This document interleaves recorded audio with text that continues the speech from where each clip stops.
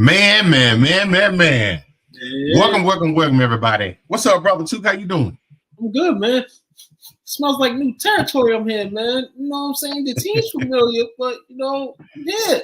I've made my way to the OT top. Cowboys. Absolutely. Welcome, man. Been long time coming, man. I just hate that it's under these circumstances, man. Hey, you gotta come in, man. This where definition of a true fan comes, man. The losses, man, not the wins. Yeah. This year feel a little bit different. We caught a lot of heat last week, but we didn't catch much heat this week. I think everybody know that we might be in for a long season. Yes, absolutely, man. I feel like as a Cowboys fan, slander has gone low in the last few years. So I mean, you get your big horse of slander after a loss, a couple of hours. Usually used to be days. These days be like months later. It's like, what happened to the Cowboys in January? But we don't get that much no more. But like you said, it may be because that time is coming. That's true. But man, unfortunately, your boy was out there yesterday doing the tailgate as always. It's a little bit different feel though. First off, there's a lot of Baltimore Ravens fans there. I mean, they were everywhere. Not as many as the week before with the Saints, but they represented there. It almost looked like a home game for them on the inside. As far as the parking lot, it was empty. Wasn't a lot of music going on. Wasn't a lot of hype, as you would normally have from a home game. I think the excitement's starting to die down. This may be a year, people always saying Jerry does what Jerry does because fans continue to come, spend money year after year after year. Year 30, we're still doing the same thing. This year felt a little bit different, especially, if they go in to their opponent this coming up week and take an L. But we're going to get to that. We ain't going to touch that yet. We're going to get to that. So, what were some of the negatives that you saw? Let's jump right into the meat of the conversation. What's some of the negatives that you saw yesterday? Negative is like games against like worthy opponents, like the slow starts for me, first off, on both sides of the football. We can count, who we don't blame at the end, who we blame, but ultimately it's the way you start up, the way you open up shop, correct? And the way we opened up shop offensively was static. And the last 2 weeks, the way we started defensively has been horrible. You can't start games with a rough start and expect to win games. You can't do that and expect to say you're a Super Bowl contender, you're a conference contender. That's just little things right there. You can't improve that. So what makes you think that this can continue during the season with two teams with good running games that came into your house and dominated you? Bludgeoned you to death. They dictated the outcome of the game. And you know me. I'm on the record. I'm not a Dak hater, but I'm not a Dak fan. But some of the stuff that they're still trying to put on to him for the loss, $240 million quarterback. Yeah, but he ain't called on the plays, which have been lackluster. He ain't the one doing all the turnovers after he catches the ball. He's not the one giving up. I think the last two games they've given up 220 yards plus rushing alone. So he's not out there making tackles and stuff like that. So some of the slander that he gets, especially, at least for right now, it has nothing to do with that.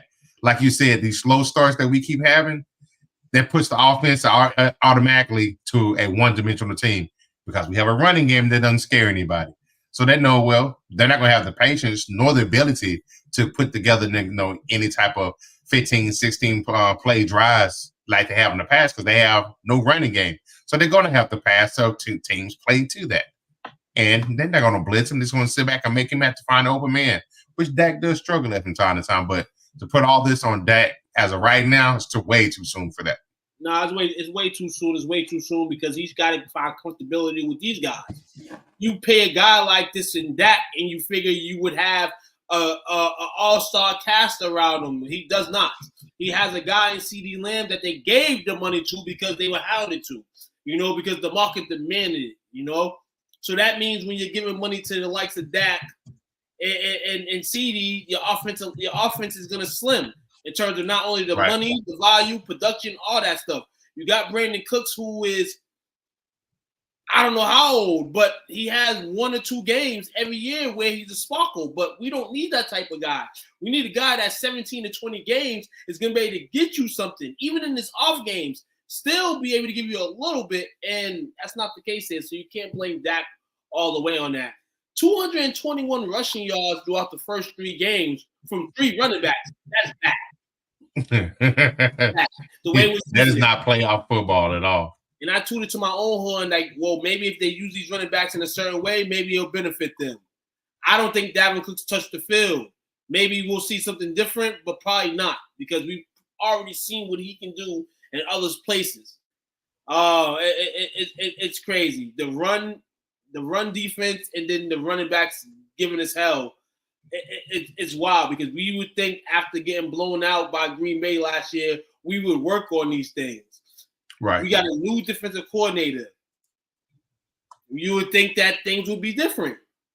It just makes me think that Dan Quinn should have been the new head coach of the Dallas Cowboys, the way we're thinking, and they slandered him before he walked out the door. But this man gave us 8 games at the crib undefeated. No losses at the crib last year. Right. Regardless if the defense scored, gave them 30 points, or didn't give them nothing. That defense was legit last year. This defense this year with Mike Zimmer, it just looks crazy. It kind of looks like how Minnesota was looking before he left it. Yeah, towards the end there. Yeah. So I've got it kind of falls in that negative range, as far as the topics that we're discussing. I used to have 7 key things that I look for in a Cowboy game. I'm gonna let you know what that is. Give me a letter grade from H, obviously, to F. What would you give them? No, I'm just curious on what you think, because you spoke to one of them earlier. The first one that we have to have in order to have a dub is you got to have a fast start. What would you give them in a grade as far as a fast start? That's F. I agree, because you got to remember they pretty much imploded right from the jump. They had 3 penalties on the first drive. You also had the second possession where they're driving to try to make, to make it, I think, a 13-10 game at that point. Yep.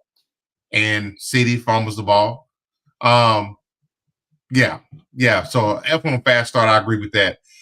What about the ability to stop the run?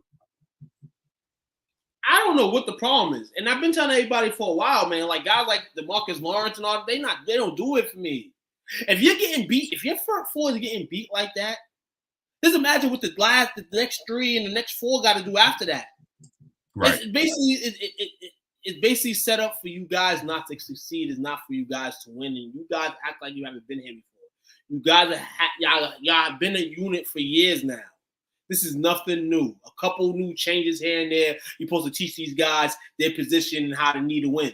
But instead, we're looking for somebody to need to win and looking for somebody to step up on that side. So far, bits and pieces, but you're not really getting the complete thing with this defense, which I thought turned it around. I thought so too, but so Henry 151 total yards, 2 tubs on 25 carries. Lamar Jackson 87 yards and a tub on 14 carries. Totally dominated yesterday. They look like they had this game circled and noted that we're gonna win this game for sure. That's the way they came in yesterday, both of them guys. And people say, "Hey, well, did Baltimore prove anything by beating Dallas yesterday?" Probably not, because that's not the way you want your offense to be with 2 top 5 guys just doing that. But it beat the Dallas Cowboys in the first half, and that's all they needed. That's all they needed was the first half, because the second half was blank. But they didn't really need much, because their fast start compared to our slow start, it was the difference of the game yesterday. I waited. Yep, absolutely. Number 3, Dak Prescott airing out the football. I know a lot of people think he don't need to throw it a bunch of times. I think the offense, when Dak's in the rhythm and he's making the reads and he's going through his progressions, that's when the offense is more, I want to say deceptive, more efficient. So as far as Dak airing out the football, yesterday he had 28 completions, 379 yards passing, and a touchdown. So how do you think he did yesterday as far as airing out the football? I'll give it a B-C. And like you said, there was a point in the game where you had to, and it wasn't because he was the reason why they were down like that. that's ultimately the way the game went. So when the game goes like that, what else can you do when your running backs ain't doing nothing? You got to air that ball out. You got to air that some bitch out. You got to hope that Tolbert makes a play, Cooks makes a play, CD continues to make plays and shut the hell up. And that's more and more what happened yesterday. We was in a spot where we had to try to get points on the board, and the only way that was going to happen if Dak ranges the ball. Now, I know that's not everybody's cup of tea. You know, after so many times, you're used to seeing Dak, you know, throw interceptions or throw bad reads or passes and stuff like that. And in the first half, that kind of was how that was going, where he was missing throws, things like that. But the second half, where you're like, I need to pull my big pants up and do my thing, he went out there and he tried to save the game for you guys throughout all the misery of the first half, and it just fell short. Gotcha. Great. This one, you and I talked about this in the draft. You and I talked about this in off season. You and I talked about this in preseason. A running game. Do we have any resemblance of a rushing attack yesterday? No, not at all. Like nothing to even like respond to the Ravens squad. Like it absolutely shit. Like I don't know. I didn't think it. Maybe I should have expected us to be this bad. I didn't expect us to be this bad. I expected us, and there's still season left, and hopefully we do to figure it out. You know, right. But you kind of took the confidence away from Rico when you not probably when you signed Zeke. I feel like you still had a little confidence like that. But then when you went to go get Dalvin, kind of thinking like, oh, if this doesn't work with you, well, we're gonna go to him. It takes a little bit of confidence off him because he shouldn't have to. He should come into the team thinking that he's the number one guy. Right. Not saying he earned it, but he's next up, and you're bringing up old veterans to try to make up for it. Just see where he's at. I'd rather you see where he's at than have everybody jumping over him, and then now when you need him, like Sunday, now you want to run the ball with Rico down. Now you want to run the ball with him. Like, it can't be a situation like that, man. But ultimately, we may have to go find a running back soon, man, through the wire or trade for one. I don't know how much that's going to cost, but there's a couple running backs out there. But do you want to do that, figuring what you did this offseason and you didn't really do shit? How much you expecting for, even though he's still on the practice squad, he may get activated this week, how much do you expect from Dalvin Cook? I expect something. I expect a veteran guy to come in and give us veteran runs. Simple. That's what you got to do. You've been in this game long enough to know what you got to do. I don't know if this is going to come at a high premium where he's out here giving us flashbacks, but we need more than 2.4, 2.5 yards of rush. We need more. Bruh, they had 16 carries for 51 yards yesterday. That's insane. For 3.2 a carry. What's even crazier is 32 of those 51 yards came on 8 carries from Rico Dowdle. I would read this out of stat. The Chicago Bears running back Swift had 13 carries for 20 yards. And I said that was the worst running of the football I ever seen in my life. Like, you would think with 2 or 3 guys, you think that would go up a little bit. Well, shit. Right. Not going to do it. Okay. Next up, role players have to step up. Absolutely. Got to find somebody. The role players and a bunch of opportunity for role players to do their thing too, because like I said, we're lackluster on a lot of sides and a lot of places on the football field. So it's time for these young ones to come in and step up and not only prove that you want to be a part of this team, but, you know, you want to be in the league. You know, this is your time. And it's open opportunity for it. Right. Okay. Now, real quick, let's look at some positives. It wasn't that many. I'll go ahead and throw mine out there real fast. Obviously, Aubrey is a positive. Aubrey's the best Cowboy playing. See, do you guys have Vikings top 5 after this week? Our defense is goated. So is offense without, yeah.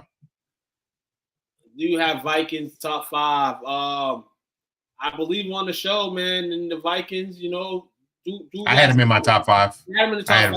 They're in the top 5, absolutely, man. You know, they got that. They got the offense tools to be a good team. We just didn't think Sam Darnold would be the one to glue it. You know, they have everything else you need here, and they still are missing Jordan Addison. So when he comes back, I wonder how this team goes in an explosive NFC North. But this is Cowboys talk, man. We talk about the positive about Cowboys and a loss yesterday. First off, first positive I seen Appreciate the question. Was Ferguson. Ferguson in his Ferguson's time, back. He supposed to be injured. And then, no, this is more why we don't have nobody. You rushed him back. You basically had to rush him back, but in your rush back, you know, good improvement, you know what I'm saying, and good overall game, man. Being injured still, coming out there to perform more than these dudes that 100% and don't want to give you nothing. Another positive is Dak. After the game, you know, he sputtered some words. Just leave, basically. You know, if you don't want to be a fan, you're not interested in the team, just walk off, please. Like, you know what I'm saying? I like the way he took the argument with CD on the bench. I like that. That's the type of Dak we need as the season goes. I don't know if that's going to result in wins or losses, but I don't want to see the Dak on the sideline smiling, thinking like this is okay. You got paid all this money, man. You are the longest reigning tenured quarterback on any NFL team. I'm not saying that the NFL scripted and it scripts you for Super Bowl titles there, but out of everybody in the NFL, you on the list, brother, of guys that need to win. Not even just your franchise, because we know what the Dallas Cowboys holds, but you as a quarterback. Now you're on that list, bro. You got to succeed. Okay. So it's that one. So let's take a look at, there's a positive and negatives. Top 5 players from yesterday. Top 5 players. We named 2 of them already. At my eyes, at Aubrey and Dak. Definitely all those guys. Jake Ferguson, definitely put him in that list. Yep. Another top 5 guy. There's a cornerback. What's his name? Cornerback played. I forgot his name. His name was just on my Twitter, man. Cornerback played. You talking about the youngster? Yeah, yes. Carson. Kaylee Carson. I thought it was 21. Yeah, he played awesome yesterday. He played awesome. Like we might have found another gem. Yeah. Hopefully, man. We need something, man. And shit. To me, honestly, I like the way. For people that slander him, I like the way how Tolbert came out in the second half. You know, I liked how he was able to, you know, read and react to that. Kind of the game situation where, you know, you kind of had to put up points. And I like that. I liked his maturity yesterday more than CD's. For sure. Okay. I like all the ones that you picked. I also like to throw in there. And I talked about this guy early in the season about how he needs to be more involved in offense. And it's Turpin. He found him. He scored again yesterday. Yeah. He's the only guy that we really, because, you know, we talk about Cook and stuff. Cook, man, he is a little long in the tooth. So really and truly, the only guy we got that can right now that can take the top off the defense is Turpin. And we don't even utilize him in that capacity. Right. He had 3 catches for 51 yards and a touchdown. Like, I feel like you can execute that more. Definitely, for sure. Yep. It's crazy, man. It's wild, man. But Aubrey, shout out to you, Aubrey. You the man.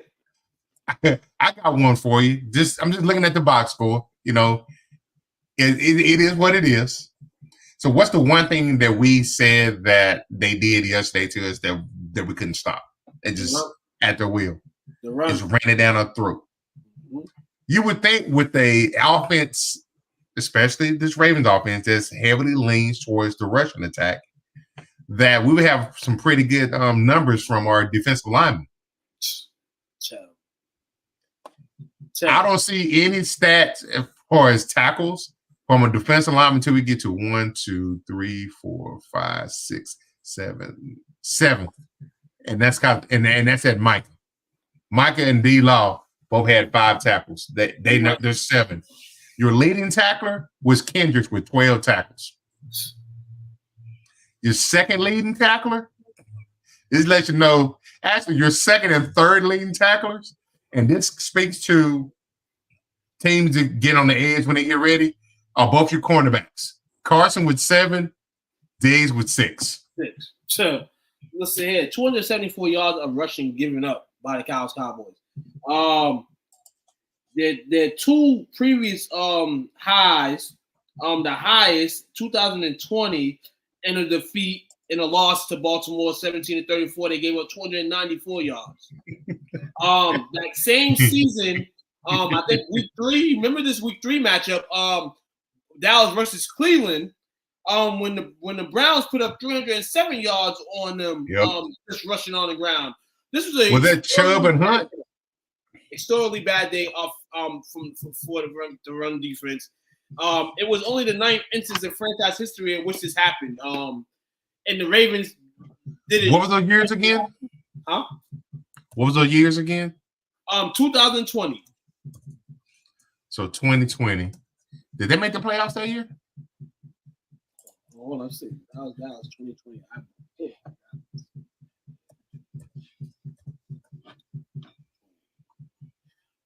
That might have. Hold on, no, 2020. Hold on, let me see. Nope, 6-10 that year. Finished 3rd in the division. Also, 2020 season. Is that the season that Garrett's last year? Actually, no. This is funny. That McCarthy's first year. Ah. Your first year ends like your last? That's the defense. Is that the defense they had with Mike Nolan? Mm-hmm. That was historically the worst Cowboy defense ever.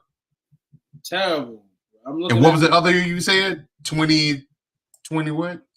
Oh no, both of those, both the highest rushing totals happened in 2020. Week 4, week 3 against Cleveland, and then later on that season against Baltimore. Okay, so 6-10, you say? Yep, 6-10 that year.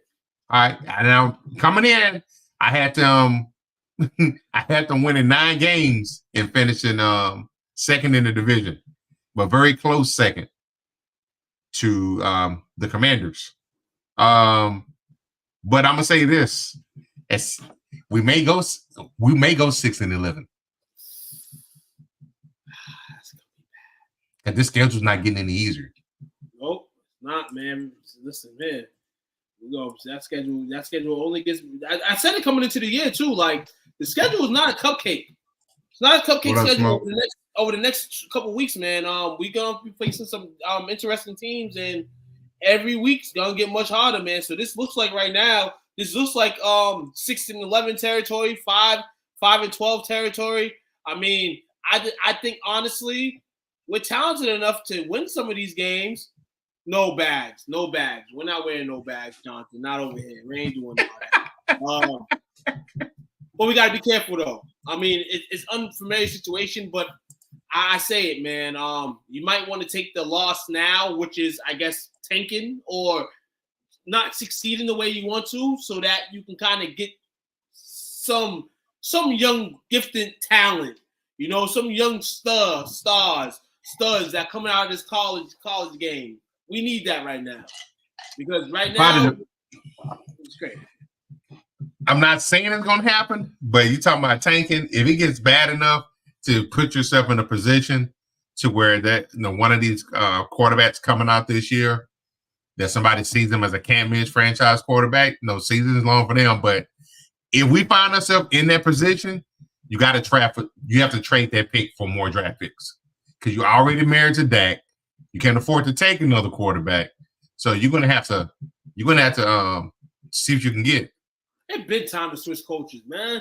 Yeah, time to switch coaches. Actually, after that first beatdown they had at home against San Francisco in the playoffs, that's when he should have been on a hot seat right then and there. Because the one thing I will say, I remember from all the Packer fans that we have in the group, when the Cowboys signed Coach McCarthy, when we brought him in, they said at the end of it, it's great now, but at the end of it, you're going to get tired of the old raggedy plays that they run, that everybody knows is going to run. and you're gonna get tired of the team being undisciplined, and we're seeing both of those going on right now. Right, team is very, very undisciplined. People say, "Oh, it's the sun. Oh, it's the hotel y'all play in, the mansion y'all play in." This motherfucker is just undisciplined, man. They don't listen. They get in their way, and when you get your way, you don't want to listen. And then when the time gets rough, look at this shit here. We 1-2, week 3. We acting like the season's over, and quite frankly, I mean, the way they're playing, it feels like that. Oh, man. This can be an interesting another week coming up, man. That's it.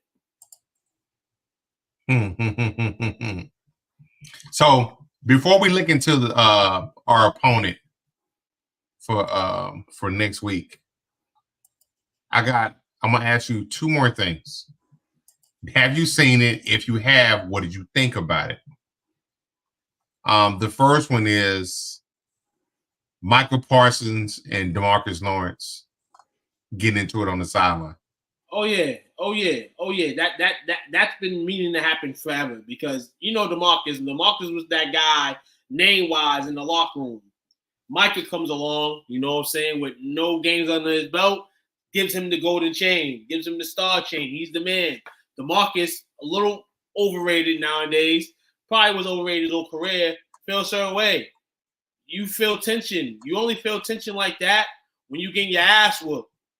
And they getting the ass whooped yesterday, so that's expected of players. We seen CD and Dak go at it on the sidelines because you're in a game against a worthy opponent and you're playing like ass. And most of the time, you're arguing with people on the sidelines because your ass is getting waxed. Yeah. Hey. One takeaway I had from that was you had CD headbutt with Dak, and there's been tension there in the past. You got Parsons headbutting with Lawrence. You're looking at kind of the new regime and the old regime still there. Right. So this is probably some of it too, especially CD just got paid like he's a leader on the team. Right. So he feeling now, he got some voice in that locker room now. Micah knows he's next up. He's seen D-Law. He's been respectful to D-Law up until this point in time. But now he's like, if I'm gonna be the best defender on the field, it can't just be my play. It's gotta be my attitude as well. Right. So there's another level of accountability. You see all these old heads, as the young folks call it, they're in there and they're telling you we need to do A, B, and C, but you the new guys coming in, like, man, y'all been losing forever. Y'all were losing before we got here. Why am I going to listen to you at this point? So I think there's something that they need to take a look at and just keep an eye open for it, because it could be something festering. Locker room chemistry, some of the best Super Bowl runs we've seen was because at some point in time they had some type of adversity, and that locker room hunkered down and got on one accord. We're going to see if they can do that. I don't think so, but we're going to see. I'm hoping, man. I'm definitely hoping, like I said, it's week 3, and we're over here doing this, man, but this is because of what our team didn't do in the offseason. And what the effects of it does during the regular season, the first couple of weeks, man, we don't want to feel like this in Cowboy Nation. We don't want to feel like this. Now, end of the season is over, and our season's like that, fine. But we don't want to throw in the towel 3 weeks into the season. No, we don't. We don't at all. Okay. Well, we're going to take a quick break, and then we're going to do what we need to do. Be right back in about 23 seconds. What do you guys expect to see out of Nick Chubb coming off of an ACL? I would not bet against Nick Chubb. Okay. Yeah. He's the Terminator. And fooling her squat. You see the weight he was squatting? Stupid. That rabbit just yeah, dumb.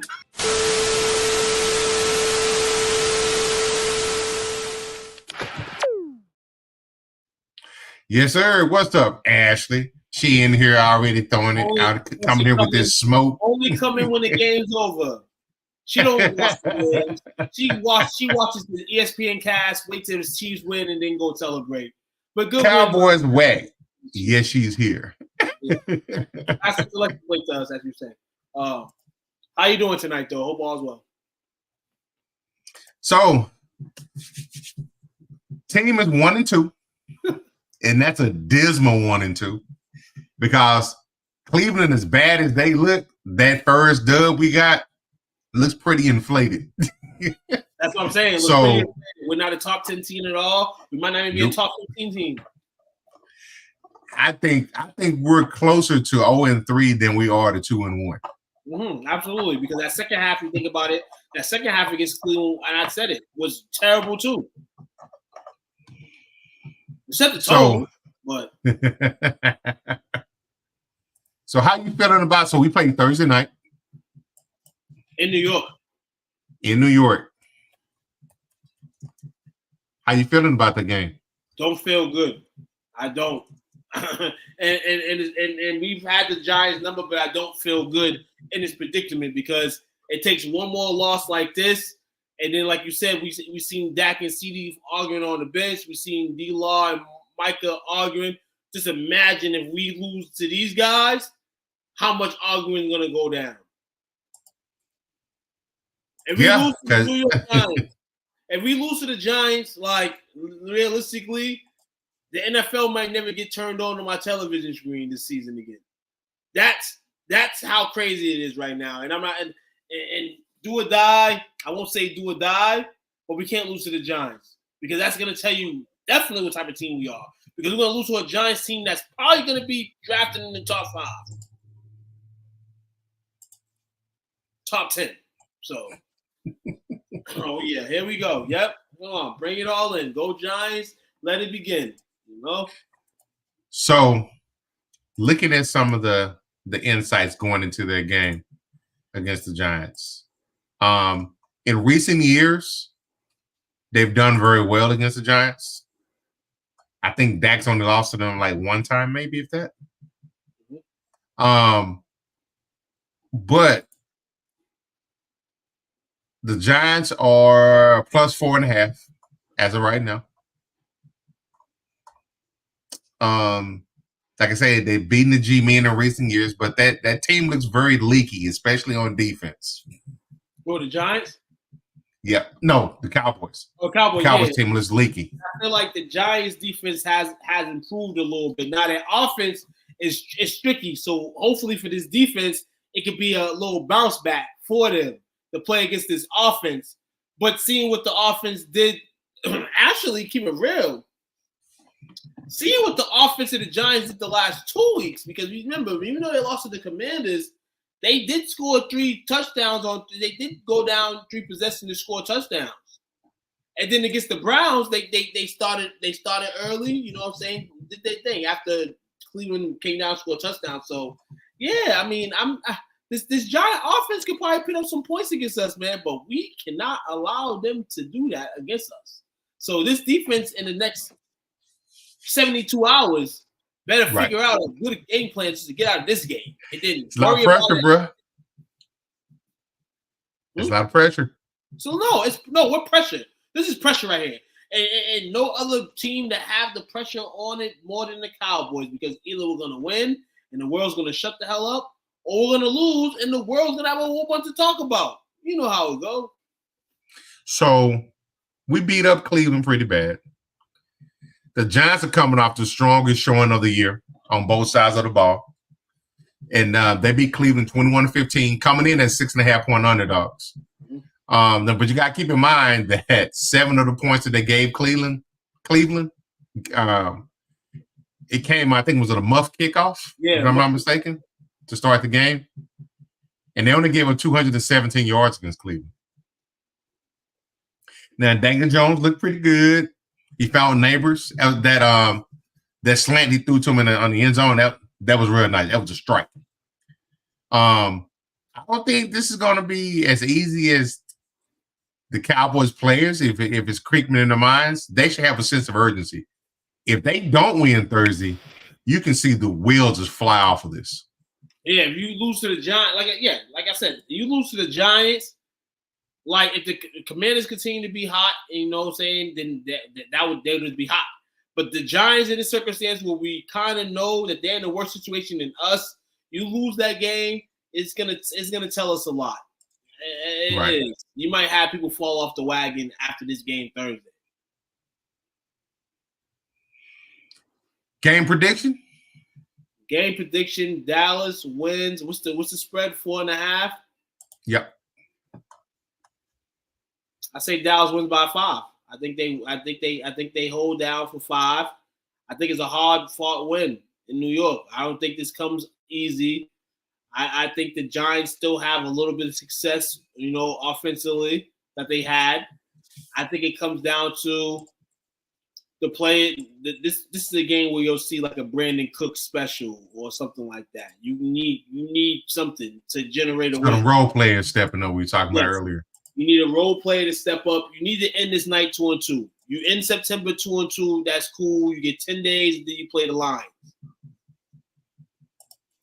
Not the prettiest game, but you get 10 days to play the Lions. And the Lions are pretty beat up. Not pretty beat up, but they getting beat up week by week as well. So you go 2-2, and the whole new month's different now. This is why the NFL is so dope. Because any given Sunday is a 50% chance for you to win. Fans like us, we taking a 50% chance they're going to win. But there's always a 50% chance you'll lose. Even if you're the worst team in the league, you can win on Sunday. We've seen it over the last 3 weeks. The last 3 weeks, the NFL has played with everyone. Unless you're a Kansas City Chiefs fan, you're being played with right now. But it's going to start coming to where it's serious, man. You're really going to have to win games consecutively. You can't have no crazy losing streaks, especially the way our division is set up, because if the Commanders are going to be good and track up wins, and we're going to respect Philly, and Philly should get 10 wins, then it's going to be a dogfight. It's going to be a dogfight. Get the NFC North that's competitive. Every conference right now is competitive.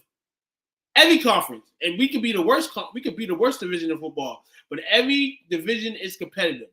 The parity, and I spoke about it earlier on our play call sheet, that the parity in the NFL is starting to become like the parity in the NBA.